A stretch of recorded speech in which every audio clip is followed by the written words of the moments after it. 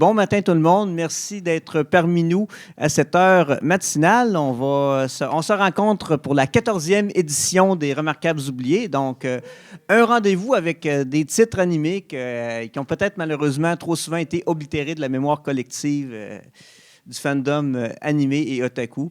Mais la règle de base qu'on se donne, c'est pour qu'un titre soit considéré comme rétro, c'est 10 ans. Et dans mon cas, je vais aller, si le temps le permet, de 1968 à 2016. Donc, on va couvrir plusieurs décennies. On va commencer sans trop tarder avec Sasuke, donc une œuvre basée sur le manga de Shitaro Senpei, où Sasuke, le fils d'un ninja un fils de ninja légendaire qui s'appelle Ozaru Daisuke. Ça se passe à l'époque des guerres Sengoku, plus ou moins. Leur clan est défait, puis eux autres, comme c'était des ninjas pour ce clan-là, ils se font pourchasser puis exterminer pratiquement jusqu'au dernier par leurs amis. Sont assez rapidement, dans le premier épisode, il est avec sa mère. Son père est parti faire une mission quelque part et sa mère se fait tuer dans une attaque. Il va tenter par la suite d'essayer de survivre dans ce monde assez impitoyable-là. Puis, à certains moments, son père va le rejoindre dans ses aventures. Ce qu'on voit au cours de la série, c'est son cheminement de ce jeune ninja où les pires aspects de la nature humaine vont être montrés. On peut parler des dangers, de la vengeance, de la loyauté, de la mort, des souffrances. C'est le quotidien qu'ils avaient et c'est un univers extrêmement impitoyable. Senpei Shitaro, qui était l'auteur de cette série, était un pionnier du Gekiga. Pour ceux qui connaissent, c'était l'ancêtre du seinen. Gekiga qui veut dire image dramatique. Et c'est Tatsumi Yashiro, c'est peut-être un autre exemple, le gars qui nous avait offert le film qu'on a pu voir dans un film autobiographique qui s'appelait Tatsumi.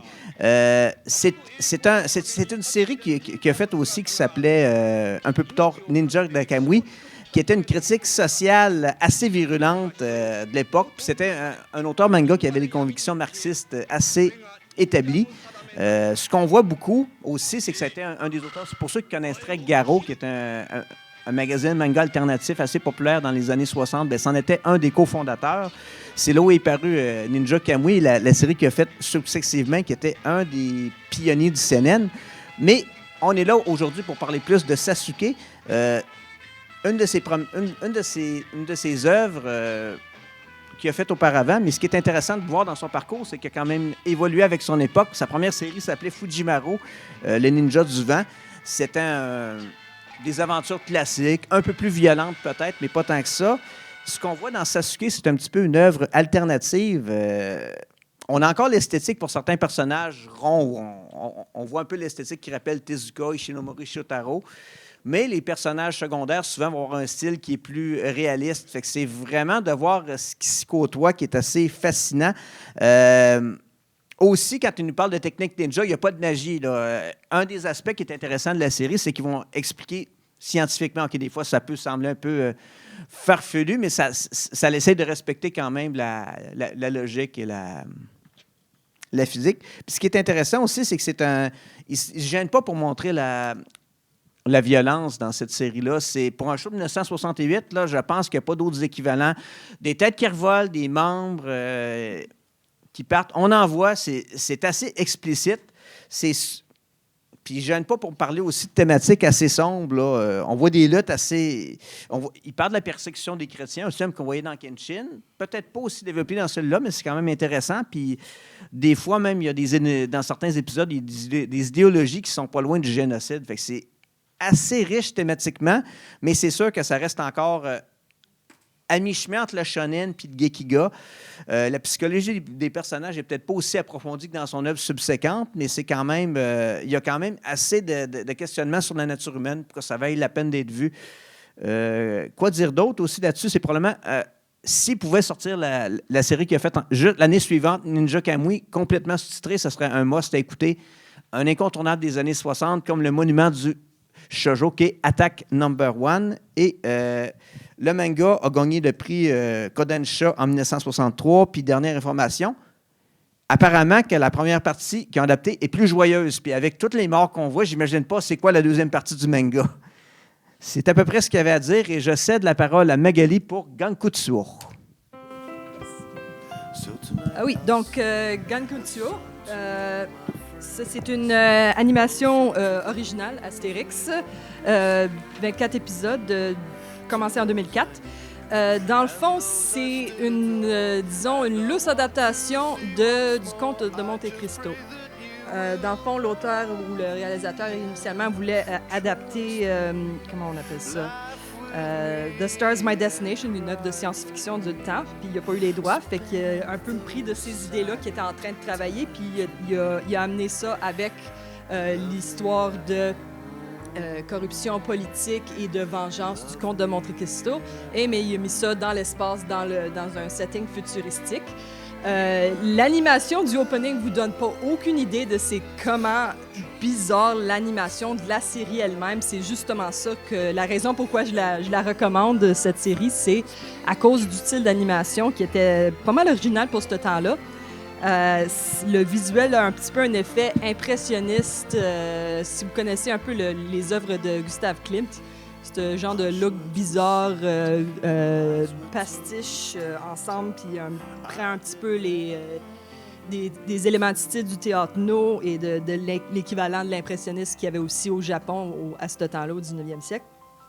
Ils prennent des patterns de tissus. Oui, justement, ce look-là. C'est un peu le manga. L'anime ressemble un peu plus à ça, justement.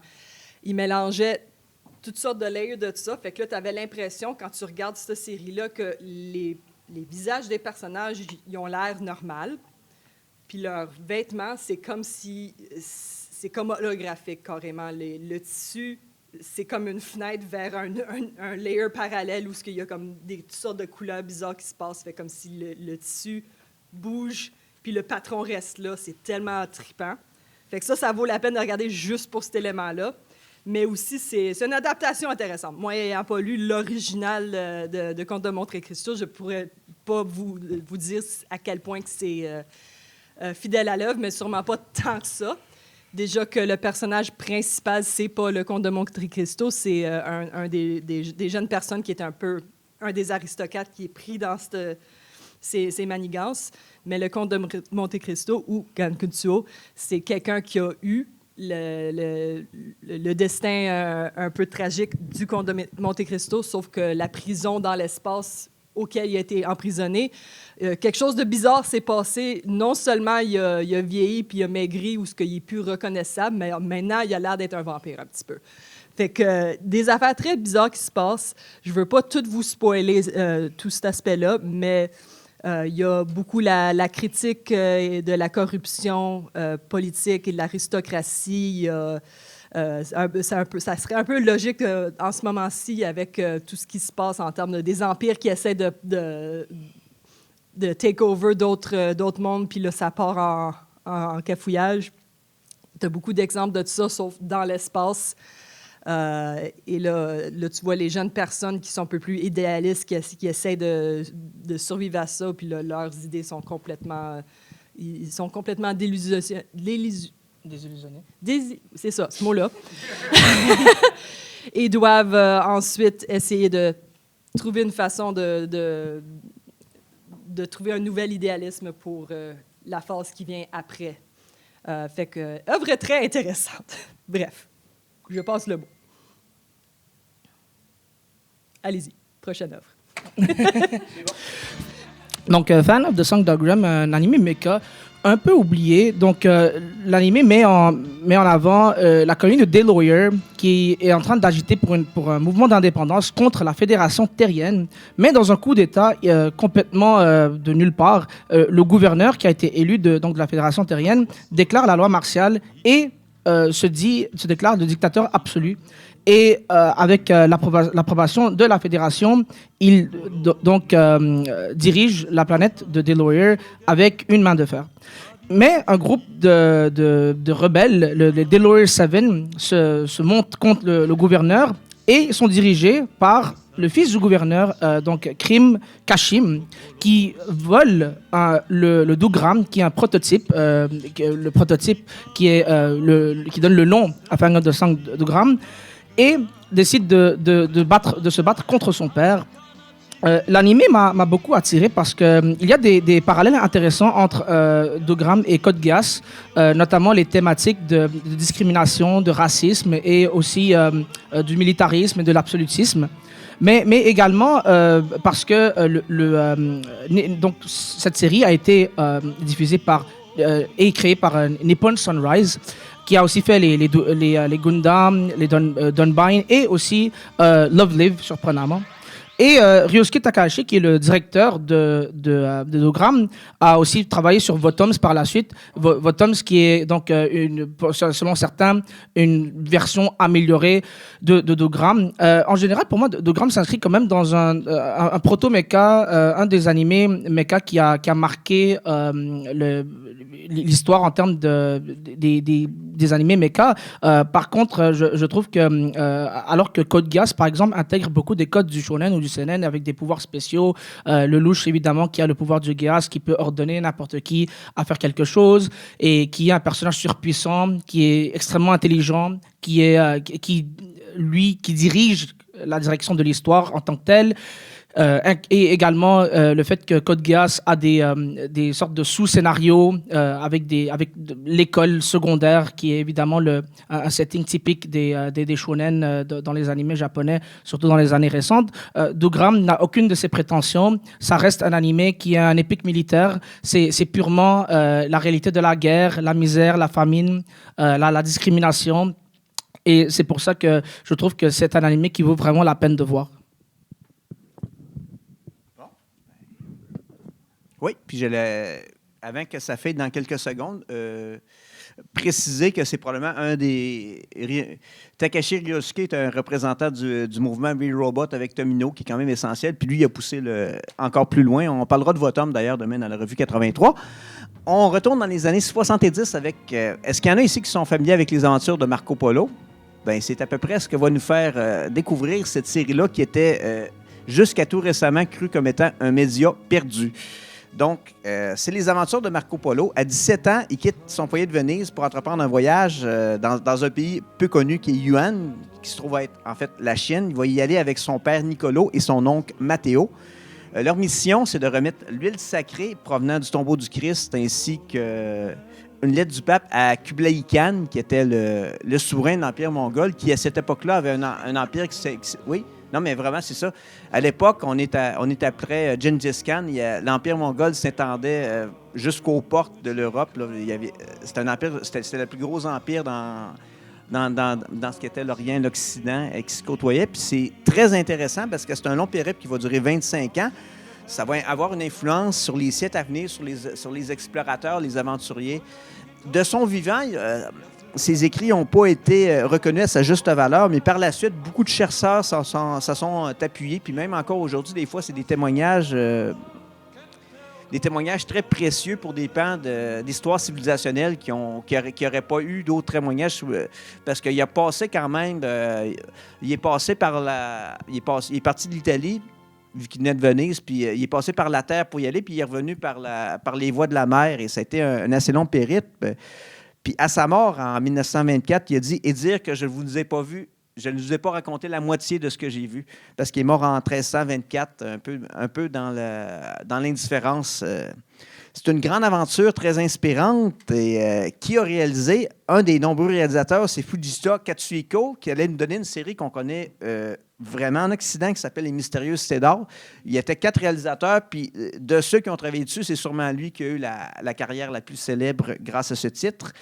C'est une série qui est assez particulière parce qu'on y mélange live action et animation. Et l'esthétique est très désakienne. Pour ceux qui auraient l'œil, c'est Akio Sugino qui est au character design, donc indissociable compagnon du génie de l'animation télévisuelle et de l'animé dramatique Feu Osamu Dezaki. Ces cartes postales crayonnées avec leur magnifique sensibilité artistique ça insuffle un souffle intemporel à cette œuvre-là. C'était une grosse année aussi pour l'équipe qui travaillait en même temps sur le film des Sonneray puis sur Rose of Versailles. Donc, quand on dit que Dezaki brûlait la chandelle par les deux bouts, c'était le cas dans cette période. Il y a d'ailleurs un regain d'intérêt à cette époque-là. C'est pour ça que Nachika avait lancé le projet de faire un animé sur la route des soies avec le périple de Marco. Fait qu'ils ont été avec cet hybride assez expérimental, mais puis ils n'ont vraiment pas lésiné sur le budget. NHK a été filmé dans 16 pays pour réaliser. Ouais, ça... Je risque de parler un peu plus longtemps sur ce titre-là. C'est vraiment une histoire fascinante. Puis merci beaucoup à Inca Fansub de l'avoir sous-titré parce que c'est un joyau des années 70 qui a malheureusement été oublié.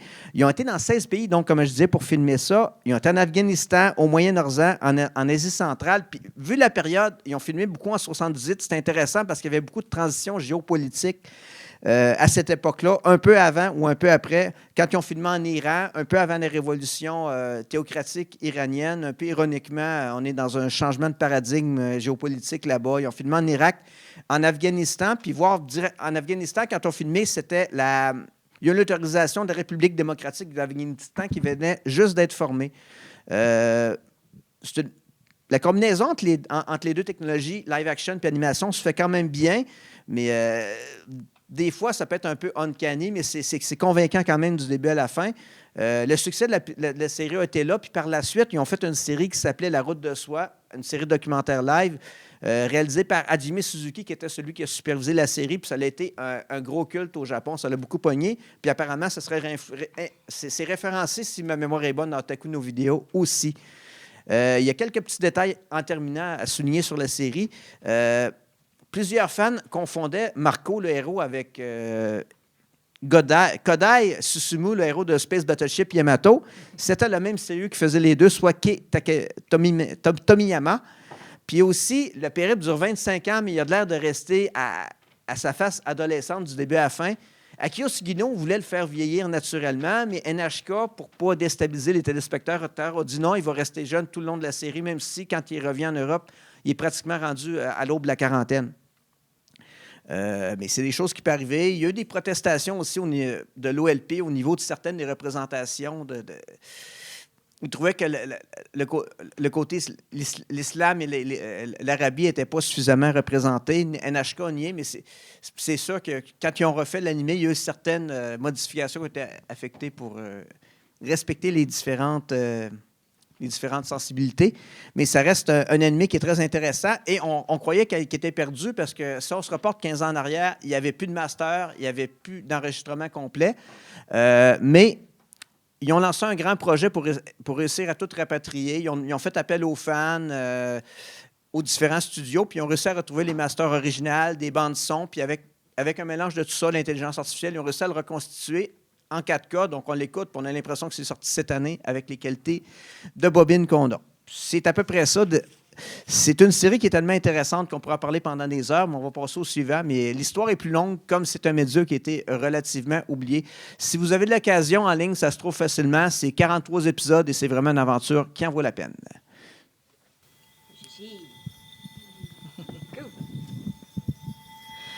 Bon, Mushishi.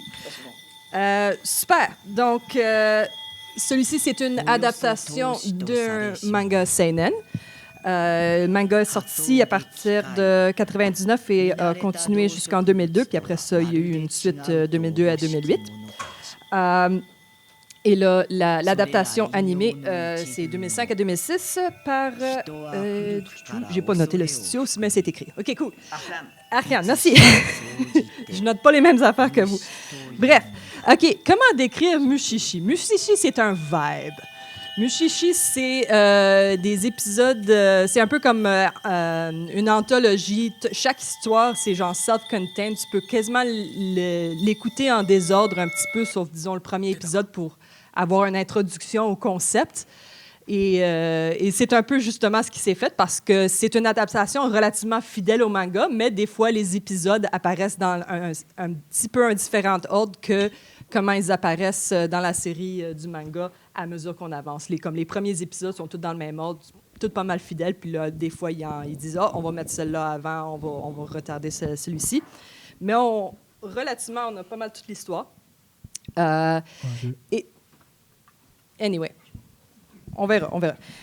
En tout cas, je vais expliquer un peu le concept. Mushishi, dans le fond, Mushi, dans ce monde-là, c'est des genres de créatures surnaturelles un peu équivalents à des virus ou des bactéries. C'est comme un ordre de vie tellement primordial qui précèdent, il l'explique dans le premier épisode, précèdent les animaux, précèdent les champignons et la flore, précèdent les bactéries, mais ils existent encore autour de nous. Ils ne sont pas exactement invisibles, mais la plupart des gens ne les remarquent pas.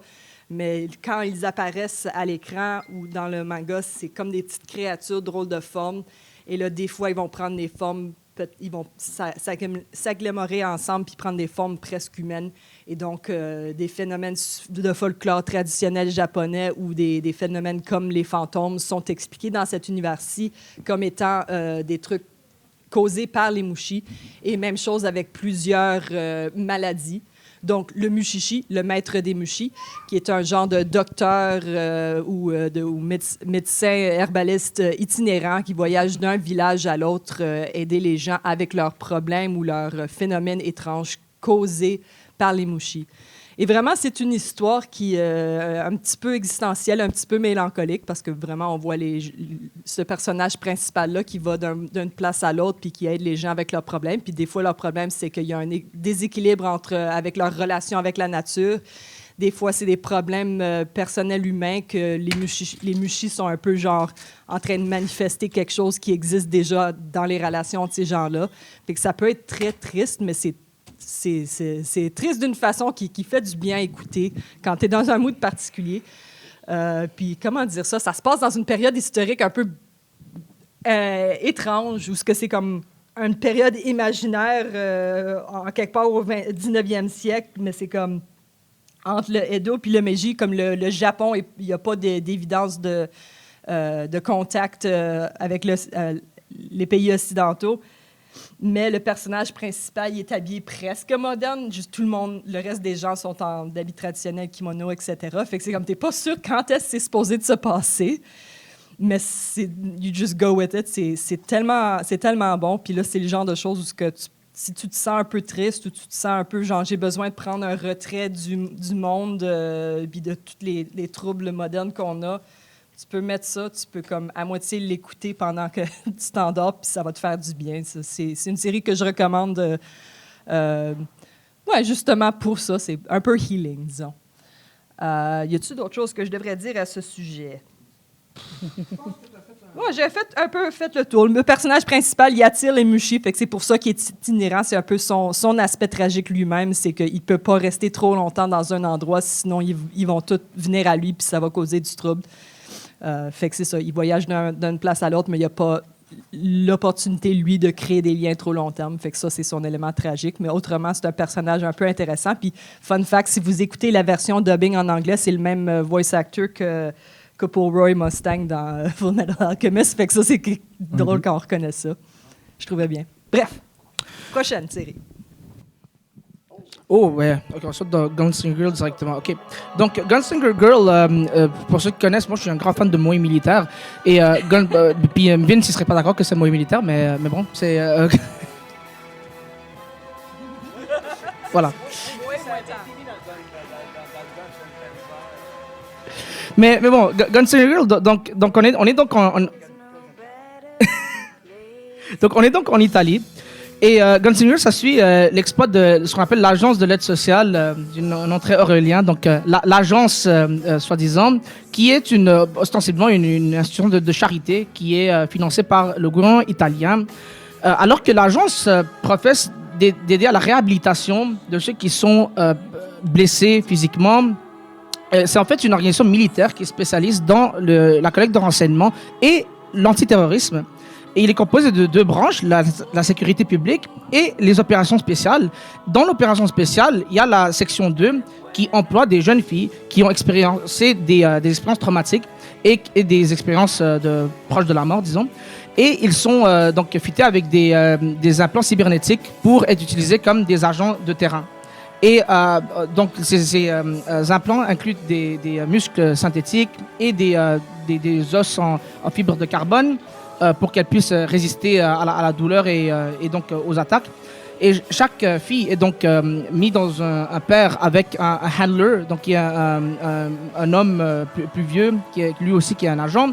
Et ensemble, ils sont référés en tant qu'un fratello, donc ce qui veut dire frère en italien ou fratrie. Et dans ce contexte-là, les handlers sont donc responsables pour l'entraînement de ces filles-là, leur bien-être dans le contexte où nous sommes, et évidemment leur performance sur le terrain. Ils sont libres d'utiliser n'importe quelle méthode qu'ils pensent raisonnable pour les diriger. Et ça inclut ce qu'on appelle le conditioning, ce qui est une forme de lavage de cerveau qu'on fait à ces filles-là pour les transformer en des assassines mortelles qui ne posent aucune question. Cependant, l'utilisation du conditionnement, ça limite aussi leur niveau de vie, leur espérance de vie. Moi, ce qui m'a vraiment attiré vers Gunslinger Girl, c'est que pour un Moé militaire, c'est quelque chose qui est très proche du réel et qui est plutôt du côté réaliste. Un ancêtre du Moé militaire, il n'y a aucun aspect Moé dans la Ouais, bon, c'est difficile de. Moi, la raison pourquoi je considère que je parle de Moé, c'est pour des raisons stylistiques et esthétiques. Triella, c'est dur de dire que c'est Moé, mais Henrietta et voyons. Pourquoi son nom échappe? Henrietta et Rico, c'est ça? Rico, elles, je trouve qu'elles ont un style assez Moé avec leur petit bob cut. Qui a été repris souvent par des séries Moé par la suite, ce genre de style-là. Mais certainement, je suis d'accord avec Vince que dans les thématiques, il n'y a rien de vraiment Moé. On ne met pas de l'avant l'aspect que défi, à part, sauf parfois pour des missions d'infiltration, où, oui, on utilise l'aspect Moé pour prendre avantage de la situation et pour des missions d'assassinat. Oui, quand elle a une mitrailleuse dans son... Avais-tu autre chose à rajouter? Non. Parfait. Bon, on va retourner dans les années 80. Royal Space and Force Wings of Onemaze. Donc, à une époque indéterminée, au royaume de Onemaze, ils ont projet il y a une section d'aérospatiale dont le but est d'envoyer quelqu'un dans l'espace. Ils sont comme, on pourrait dire, un peu comme on a eu ici entre les États-Unis et l'URSS, mais on est complètement dans un monde alternatif. Mais c'est voué à l'échec. Il n'y a plus personne qui croit dans cette espèce de programme-là. La population demande des réformes sociales. Ils trouvent que ça coûte beaucoup trop cher. On a Shirotsuku Ladate, qui est notre héros là-dedans. Au début, il est là-dedans parce qu'il voulait être à l'origine un pilote d'avion de chasse, mais il n'y avait pas les talents scolaires et les aptitudes pour. Fait qu'il se retrouve là-dedans. Assez rapidement, dans le film, il rencontre une jeune pieuse qui s'appelle Rikini, qui prêche la religion. Puis elle a un intérêt assez particulier pour l'espace. Donc, ça va lui donner le goût de se porter volontaire pour cette mission. Et c'est ce que c'est ce que le film va nous montrer. Cette conquête spatiale dans un monde alternatif. Et ce fut le projet pour lequel Gainax a pratiquement été créé après le succès du Daikon 3 et 4, duquel on va parler de long et en large à 5 heures ce soir.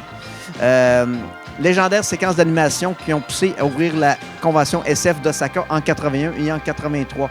La division de Bandai Visual a tellement été impressionnée par le projet qu'ils ont donné le feu vert à Gainax pour faire les Wings of Onemaze. Il y a un pilote qui a d'abord été fait en 84 et qui étaient les juges Hayao Miyazaki et Mamoru Oshii.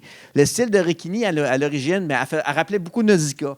Mais quand ils sont passés à version film, ils ont complètement été dans une autre direction. Ils ont essayé de faire le film avec le traitement visuel le plus réaliste possible. Quand on regarde quelqu'un qui s'assied sur un banc, on a le mouvement. Ils ont passé, je pense, 2 mois pour faire... Il y a une scène où on voit Shirotsuku et Rikini manger avec...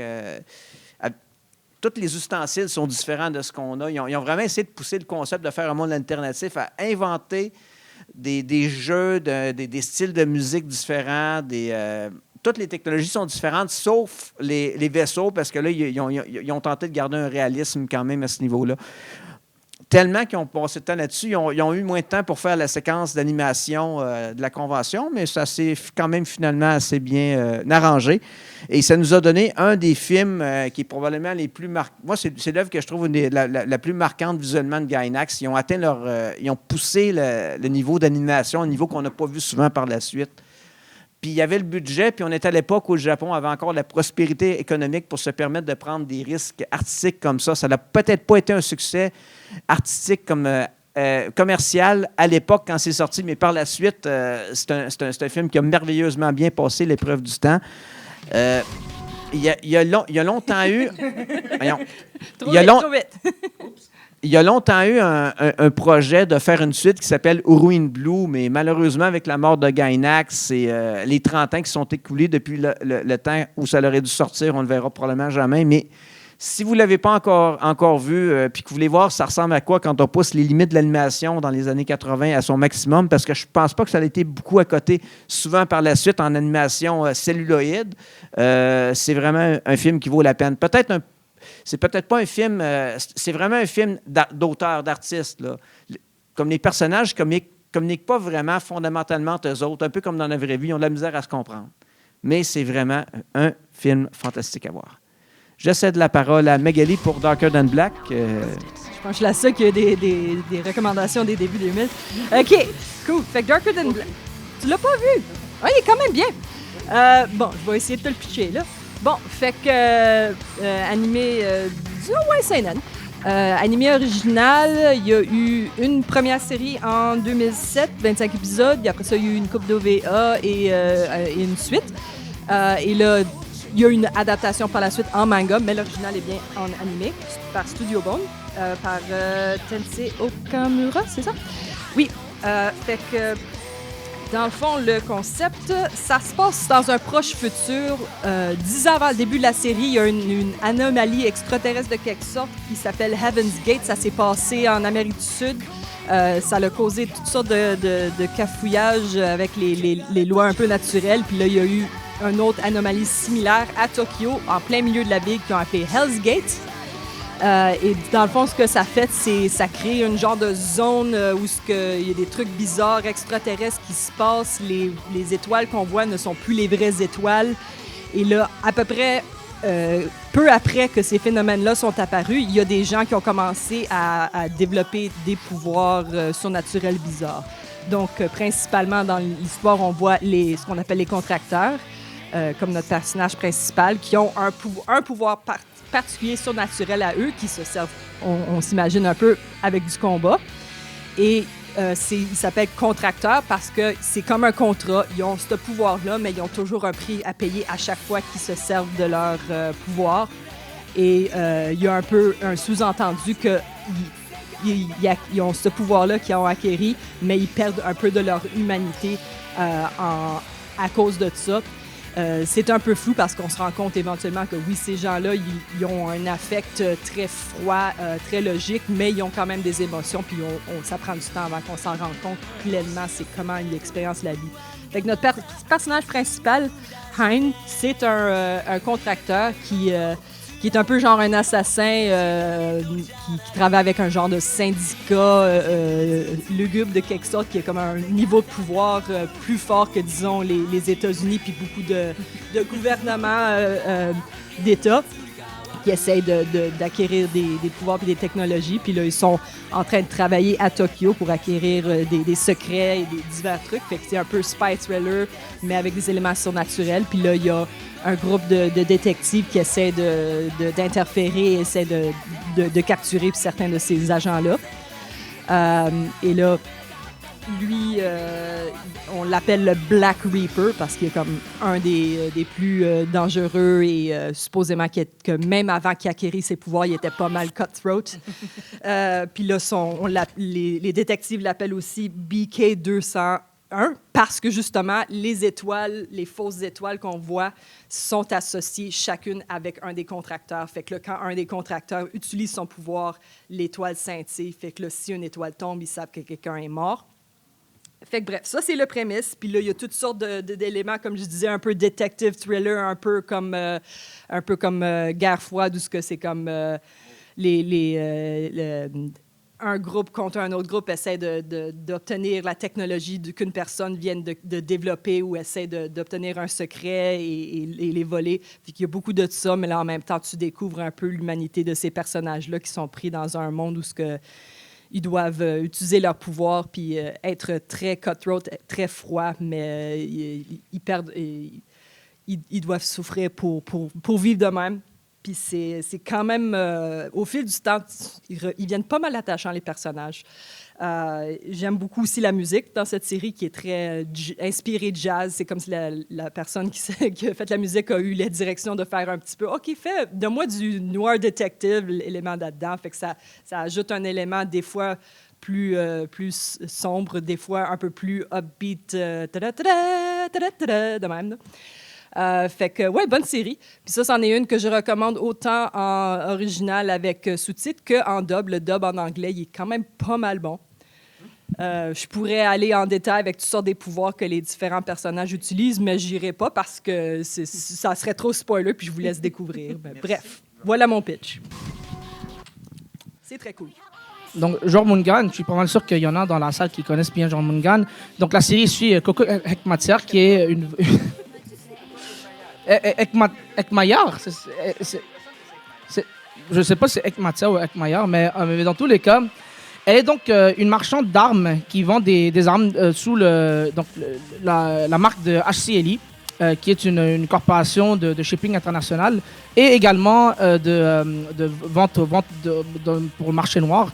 Et en tant qu'une des dealeuses inofficielles de la compagnie, elle vend des armes à plusieurs pays, tout en évitant toutes sortes d'autorités locales, internationales, un peu comme dans Lord of War.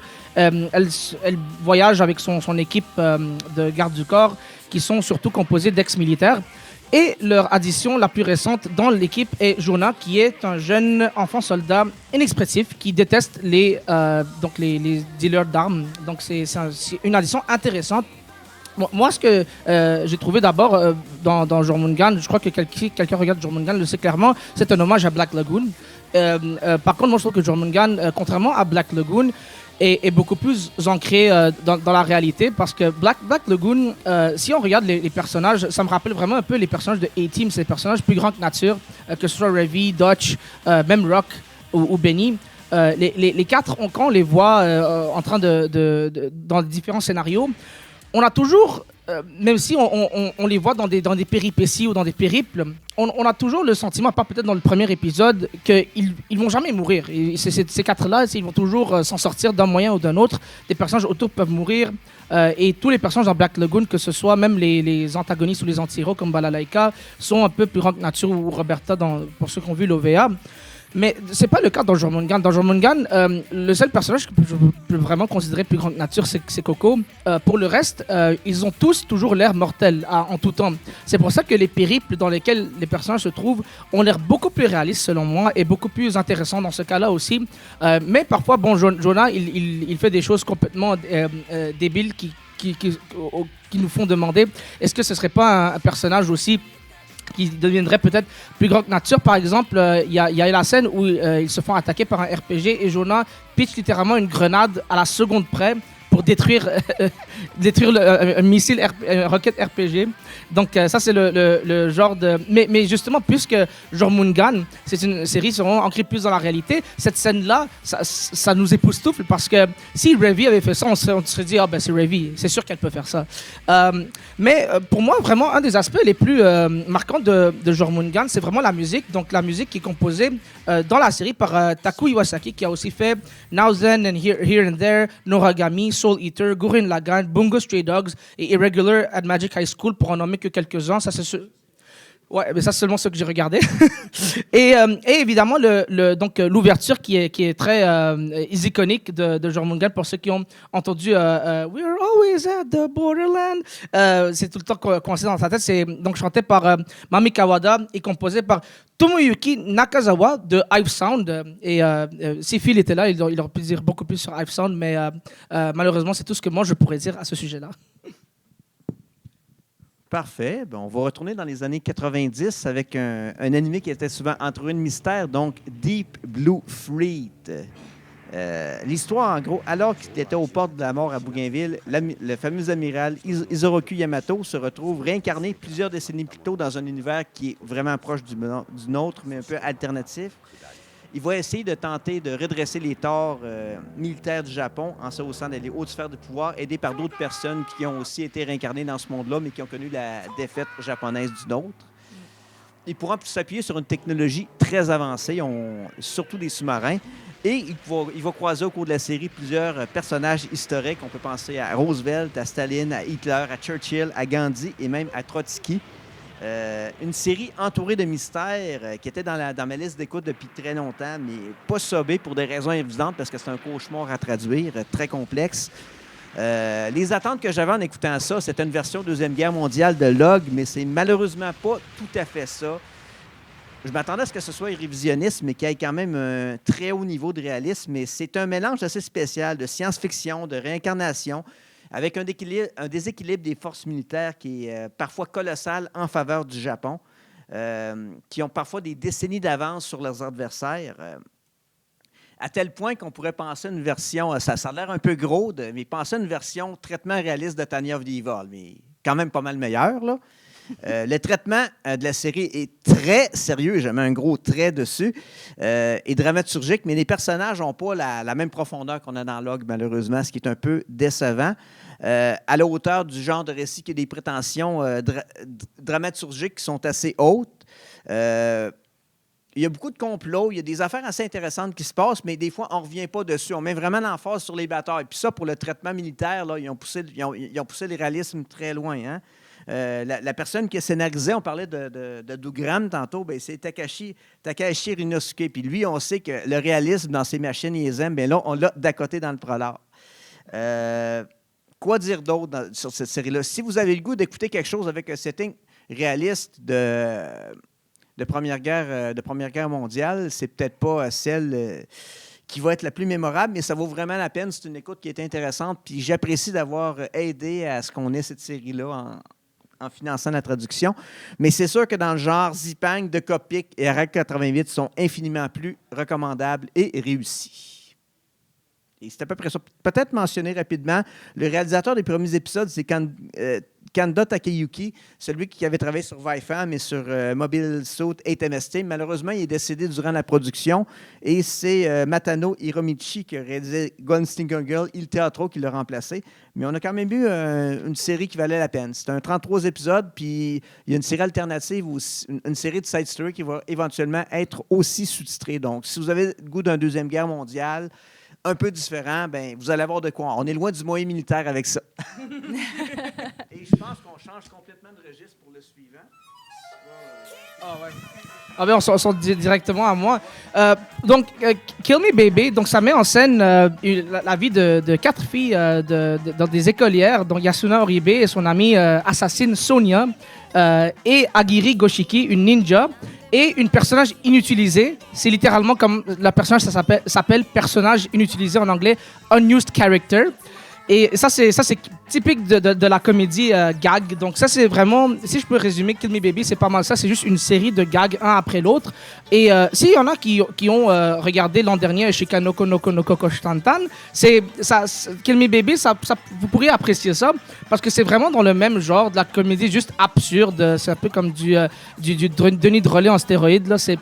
C'est complètement, c'est n'importe quoi. Dans Kill Me Baby, on a des scénarios dans l'espace, on a des scénarios dans l'école secondaire.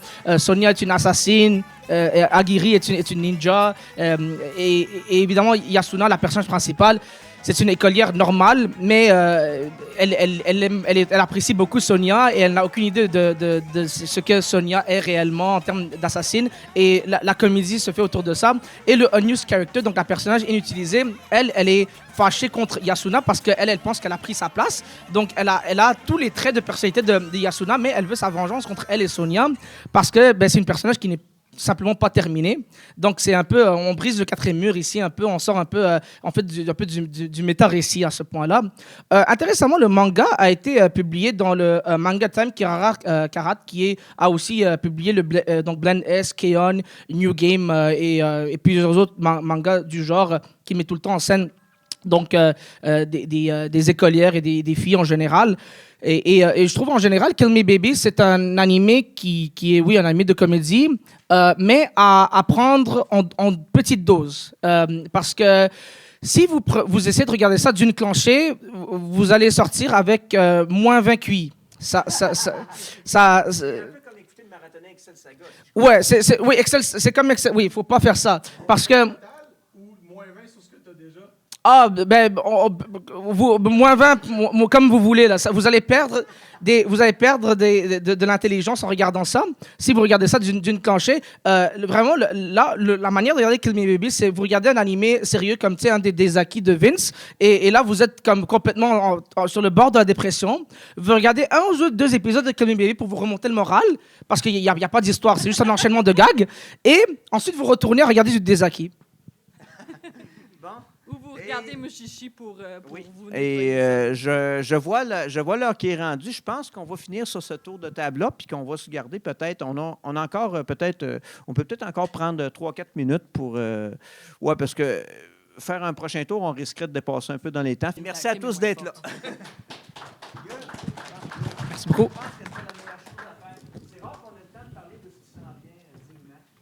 Ouais. Ben, tu